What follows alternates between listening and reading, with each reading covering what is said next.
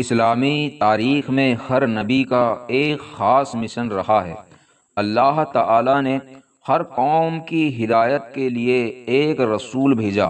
کوئی نبی آگ میں ڈالا گیا، کوئی نبی کو قوم نے پتھر مارے، کوئی نبی کو جھٹلایا گیا، لیکن صبر اور ایمان اور توبہ کی راہ سے انہوں نے انسانوں کو اللہ کی طرف بلایا۔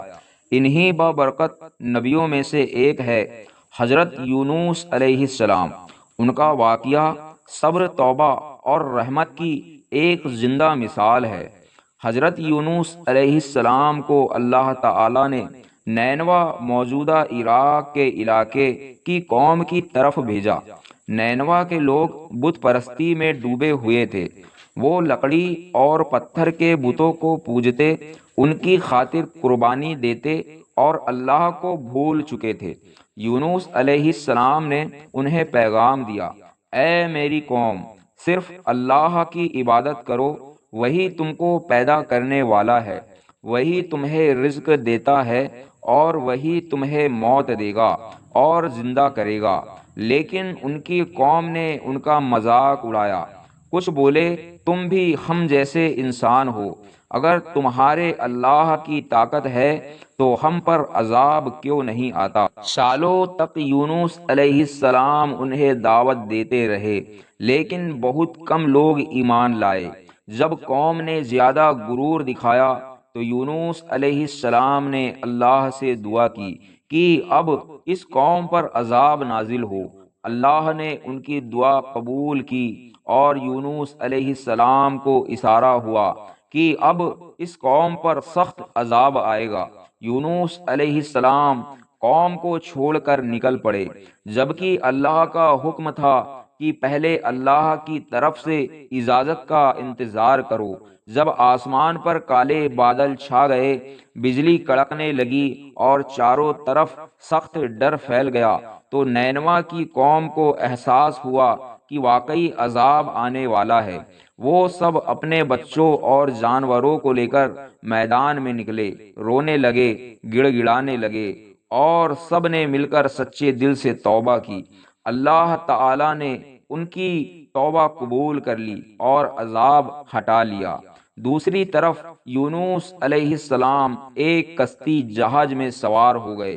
بیچ سمندر میں طوفان آیا، کشتی ڈوبنے لگی۔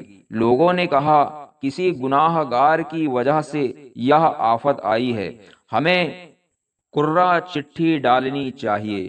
قرہ 3 بار پڑا اور ہر بار یونس علیہ السلام کا نام نکلا۔ وہ سمجھ گئے کہ یہ اللہ کا فیصلہ ہے۔ انہوں نے خود کو سمندر میں پھینک دیا۔ اللہ کے حکم سے ایک بہت بڑی مچھلی وہل آئی اور یونس علیہ السلام کو نگل گئی، لیکن ان کے جسم کو نقصان نہیں پہنچایا۔ وہ زندہ مچھلی کے پیٹ میں چلے گئے۔ اندھیرا ہی اندھیرا، اوپر سمندر کی سطح کا اندھیرا، اس کے اوپر بادلوں کا اندھیرا اور مچھلی کے پیٹ کا اندھیرا۔ اس حالت میں انہوں نے سجدہ کیا اور کہا، لا الہ الا انت سبحانک انی کنت من الظالمین۔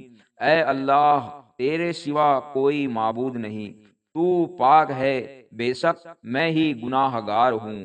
ان کی یہ دعا اتنی سچی اور دل سے تھی کہ فرشتوں نے کہا، اے اللہ، یہ آواز تو ہمیں جانی پہچانی لگ رہی ہے۔ اللہ نے فرمایا، ہاں، یہ میرے نیک بندے یونس کی آواز ہے۔ اللہ نے مچھلی کو حکم دیا کہ یونس علیہ السلام کو صحیح سلامت کنارے پر چھوڑ دے۔ یونس علیہ السلام بہت کمزور ہو چکے تھے۔ اللہ نے ان کے لیے ایک بیل دار پیڑ اگایا تاکہ وہ اس کے سائے اور پھل سے طاقت پا سکے۔ کچھ عرصہ بعد یونس علیہ السلام واپس اپنی قوم کی طرف لوٹے۔ اب کی بار نینوا کی قوم نے انہیں کھلے دل سے قبول کیا اور سب ایمان لے آئے۔ یونس علیہ السلام کا واقعہ ہمیں یہ سکھاتا ہے کہ اللہ کے حکم کا انتظار کرنا ضروری ہے، جلد بازی نہیں کرنی چاہیے۔